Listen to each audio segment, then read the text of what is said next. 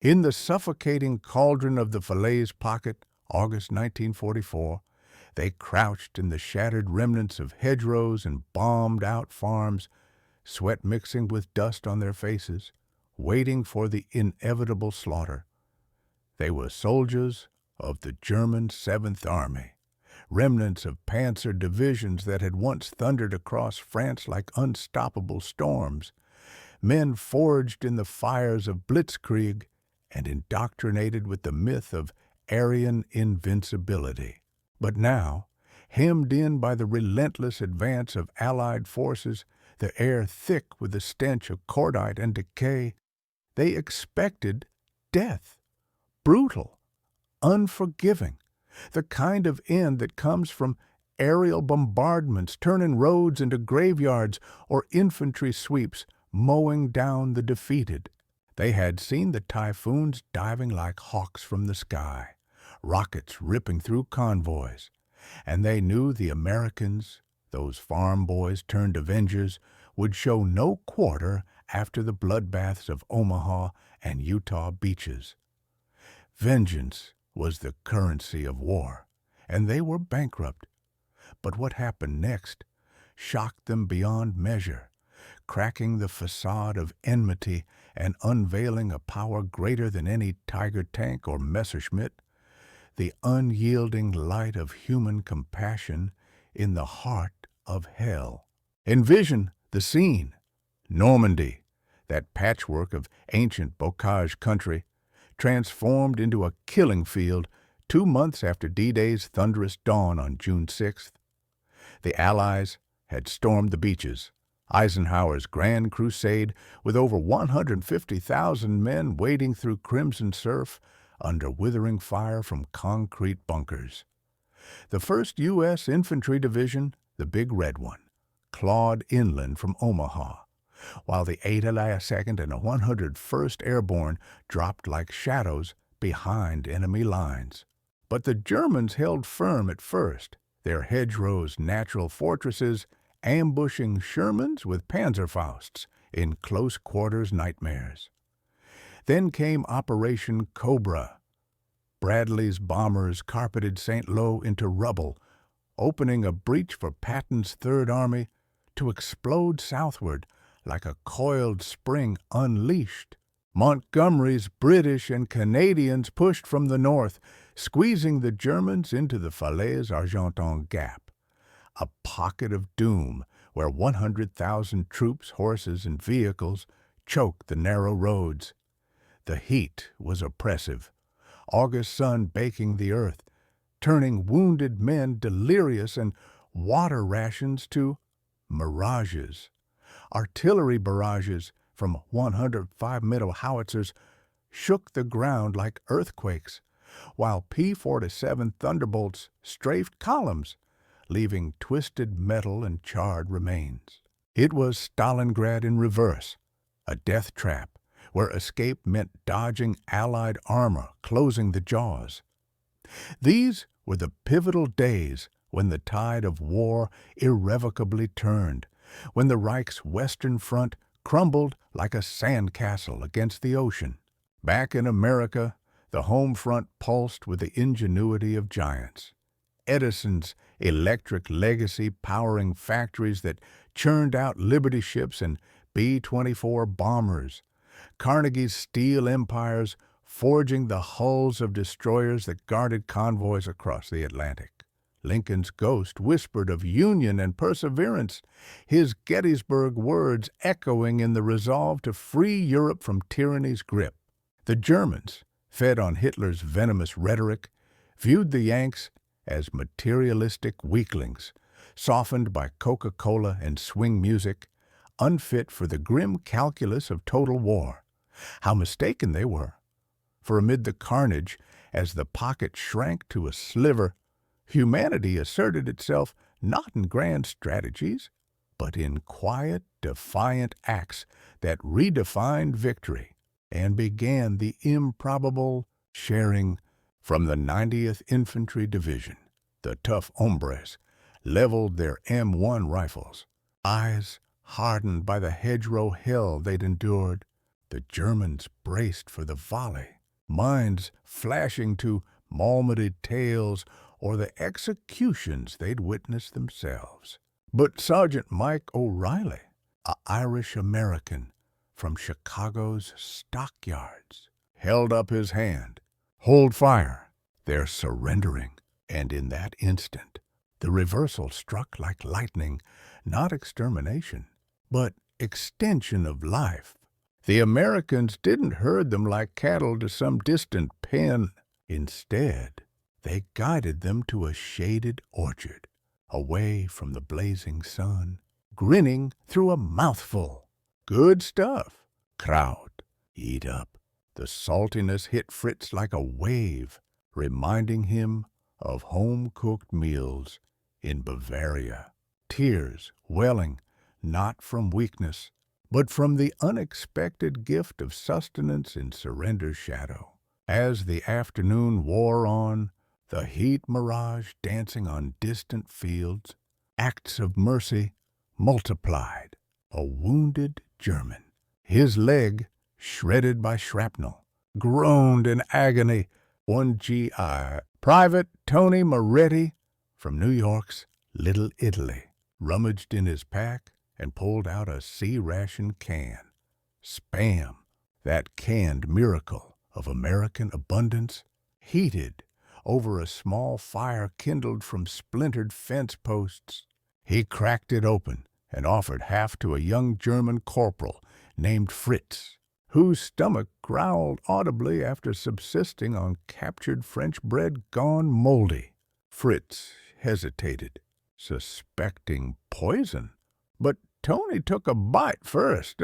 Corporal Jamal Washington, a medic from Harlem who had dodged segregation back home to fight fascism abroad, knelt beside him without hesitation. He cleaned the wound with sulfur powder, bandaged it with gauze from his kit, and administered morphine to ease the pain. "You'll be all right, buddy," Jamal said in broken German learned from phrase books, his voice steady as the Mississippi he longed to see again. The German, Hans, a mechanic, pressed into infantry, gripped Jamal's arm in gratitude, whispering, "Danke, schön," his worldview fracturing as the enemy became healer. This wasn't the barbarism propaganda had promised. It was the essence of Ford's assembly line efficiency applied to empathy. Systematic, unrelenting kindness. And then, as thirst clawed at throats parched by dust and fear, Corporal Jamal Washington, a medic from Harlem who had dodged segregation back home to fight fascism abroad, knelt beside him without hesitation. He cleaned the wound with sulfur powder, bandaged it with gauze from his kit, and administered morphine to ease the pain. "You'll be all right, buddy," Jamal said in broken German, learned from phrase books, his voice steady as the Mississippi he longed to see again. The German, Hans, a mechanic, pressed into infantry, gripped Jamal's arm in gratitude, whispering, "Dankeschön," his worldview fracturing as the enemy became healer. This wasn't the barbarism propaganda had promised.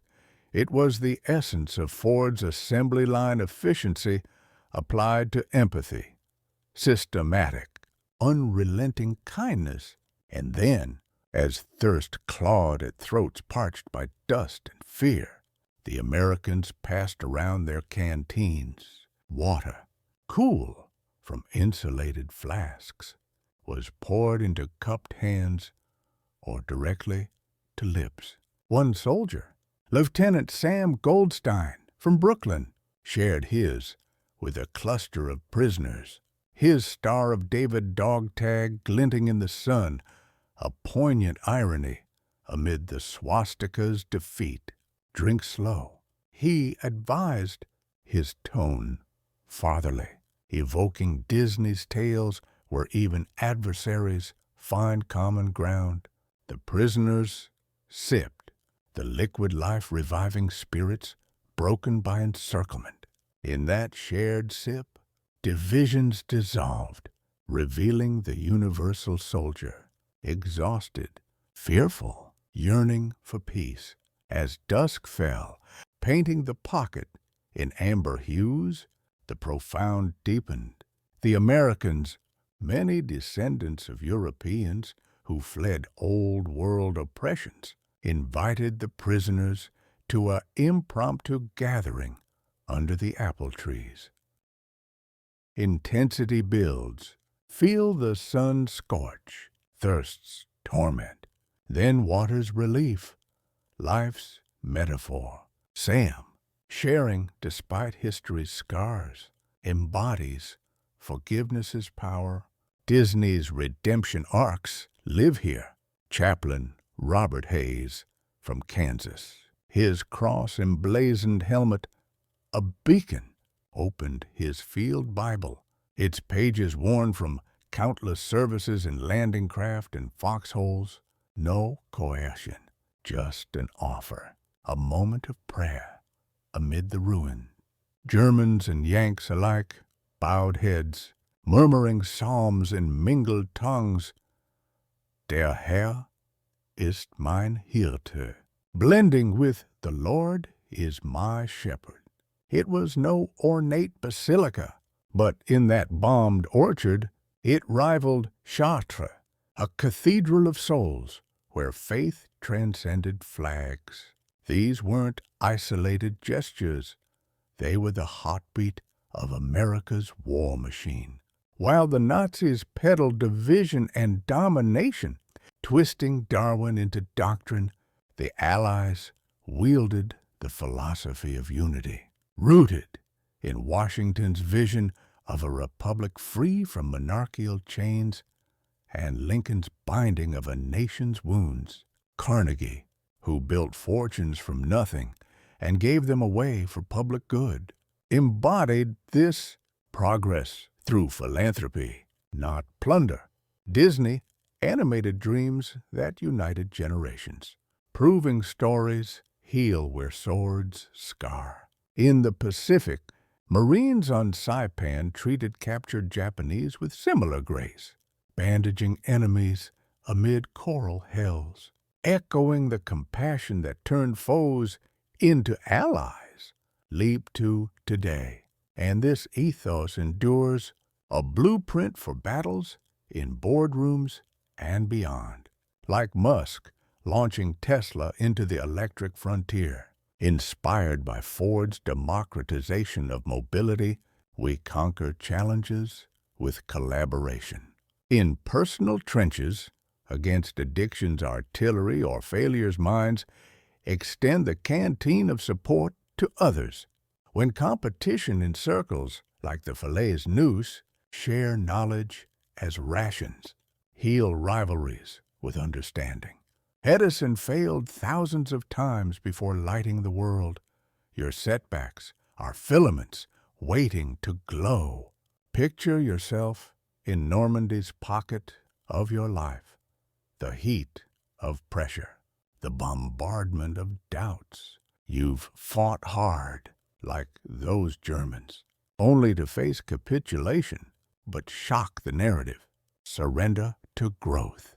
Accept the hand of help. Offer your spam of experience.